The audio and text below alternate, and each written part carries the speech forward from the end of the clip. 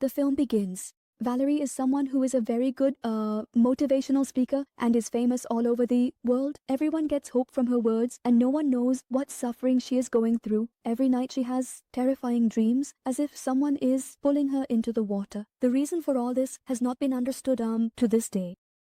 After this, we learn about Valerie's family, that her mother has already passed away, her father is missing, and her husband, who loves her very much. Today, a letter arrived for her from her village, and as soon as she saw it, her mood turned quite off. Her sadness increased. She decided to meet her friend, but even that didn't make much difference to her mood. For quite some time, she had been noticing strange changes in herself, like an intense itch on her head. At this time, she is taking medicine to reduce the itch, along with birth control. Even after taking the medicine today, when her itch didn't subside, she became worried and started searching about her itch on the internet. The results she saw scared her so much that she shut her laptop. Something else very strange happened along with the salary. There were a lot of ants in her house. Where they came from and where they were going, Salary had no idea. While following these ants, she noticed an entire ant colony inside her house. When she went inside to look, there were a lot of ants. Seeing them, she got scared. It was shown the next day. Var had to go on an international tour for which he needed a birth certificate. He checked his documents and saw that he didn't have a birth certificate. Maybe it was with his mom, so he went to her. Actually, he wanted to ask her about the box that his mom had left for him. But here, she started talking a lot about her mom because she missed her mom very much. Her aunt told her, Bamitu, the address of a locker where the box was kept. When she went there, Valerie and her aunt saw that the box was missing. From there, both of them got worried. So Valerie said, maybe your dad came here and took the box. That could also be possible. Now Valerie leaves everything and comes home. And even today, upon coming home, her head was itching so much that she was scratching her head with both hands like crazy. Her husband, sitting next to her, also found this habit of hers very strange. She couldn't understand this condition of hers, and even the doctor couldn't figure it out, so she thought maybe it's hereditary, as her mom had it too, and now she has it. For now, she needed to focus on her international tour, so she decided to meet her dad. Before leaving, she put on a cap to avoid scratching her head in front of people. She went to the village to meet her dad, who was once a soldier but had now become a monk. Valerie asked him if he knew about the box left for her. Her dad said he didn't know anything about it. In her dad's room, there was a very strange painting. When Valerie asked about it, her dad started telling her the story of a creature named Sanchi. Sanchi was a parasite that lived with humans and fed on their special powers. It stayed with the person it possessed until it completely consumed them. Anyway, Valerie wasn't there to gather all this information. Before leaving, she stole a key and went to their servants' quarters without asking.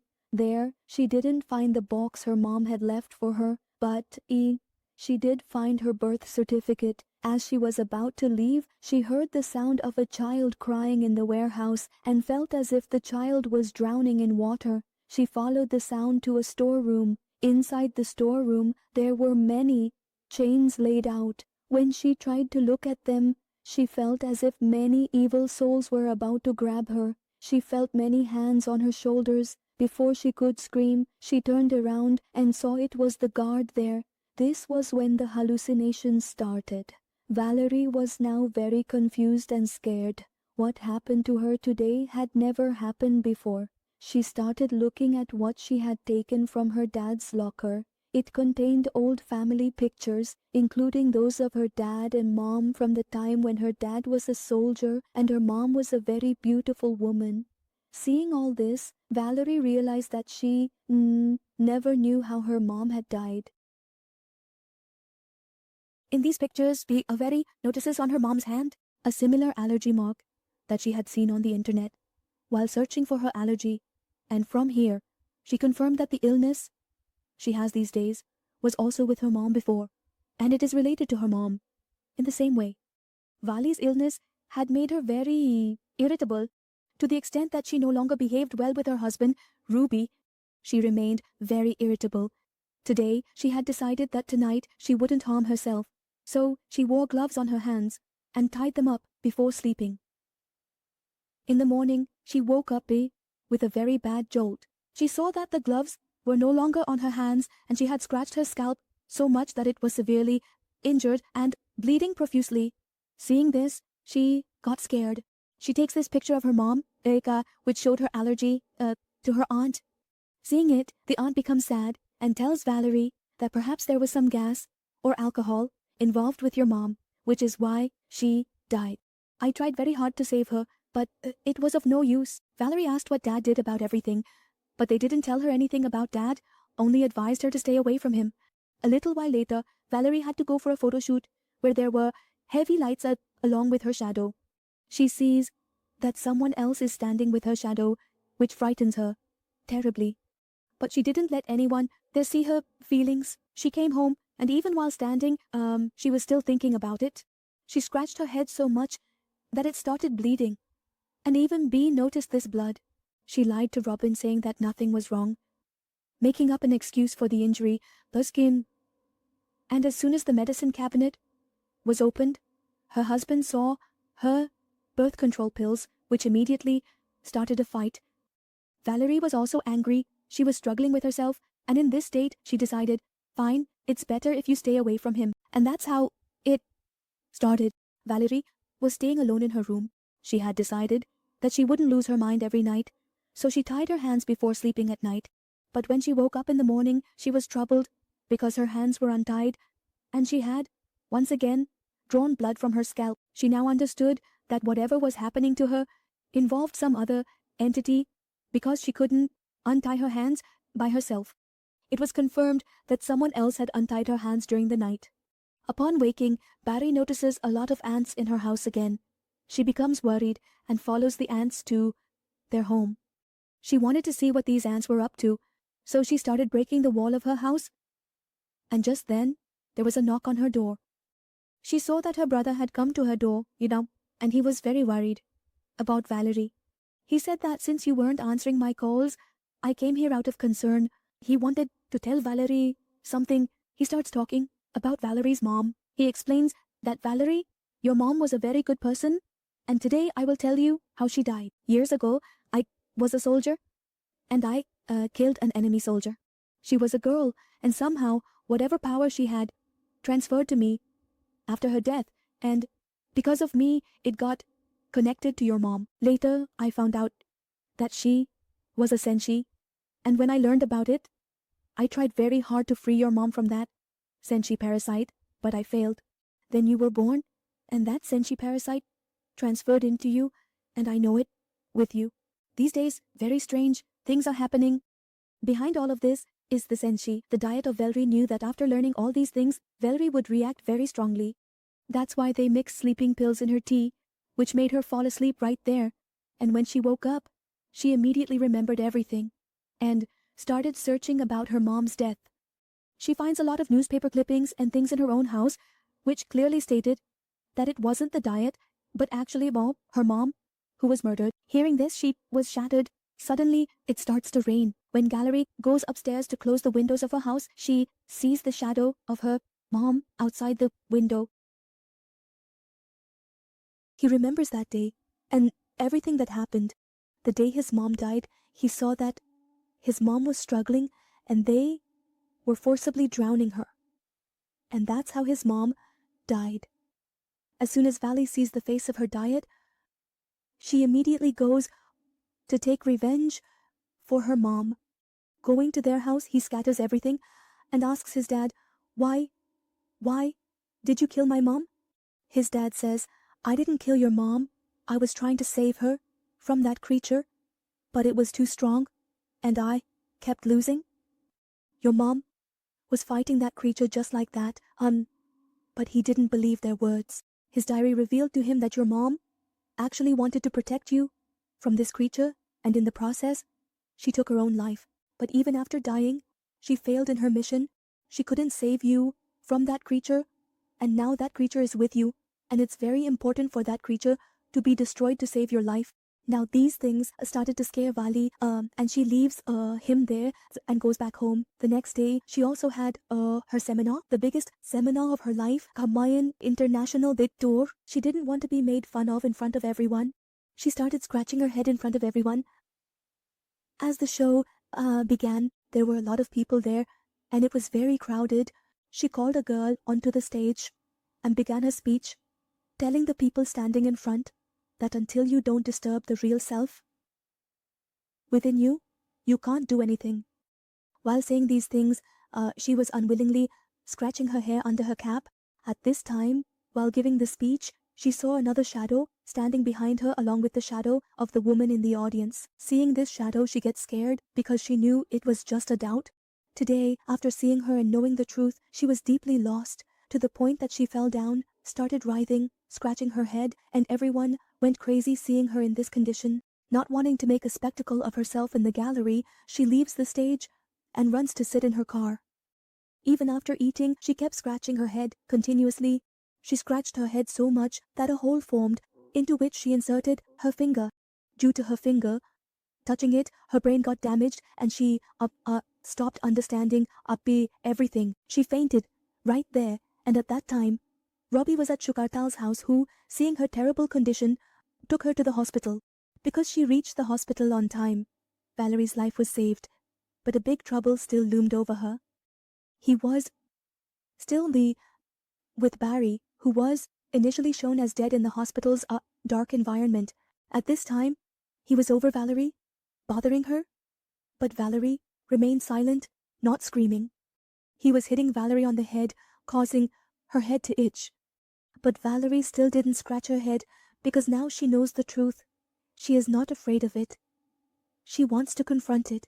As soon as Valerie started facing her fear, her condition began to improve. Century's control over her started to lessen, and some credit for her improved condition also goes to Robbie, who was taking great care of her these days. He was always telling Valerie not to touch her head anymore because touching her head had caused many parts of her body to become paralyzed. Even her feet were affected, and she found it very difficult to walk. She was learning to walk in a new way. Now, to prevent Valerie from scratching her head while sleeping, Robbie tied her hands, but when he woke up in the morning, he saw that her hands were untied. Valerie had scratched her head. She also had a pair of scissors, which made Robbie think that she had cut her hands herself. He got angry seeing that Valerie didn't want to get better on her own, and he felt he was wasting his efforts on her. Valerie tried to explain that she didn't do it. It was the truth that did it. But he was not ready to listen to her at all. Robbie, now angry, had left her, and Pari was completely alone. She was losing. She needed someone's support, so she wanted to watch her own motivational videos, which gave her a lot of comfort. She had decided that now she would fight against that anti-entity, herself, so that all these issues would be resolved.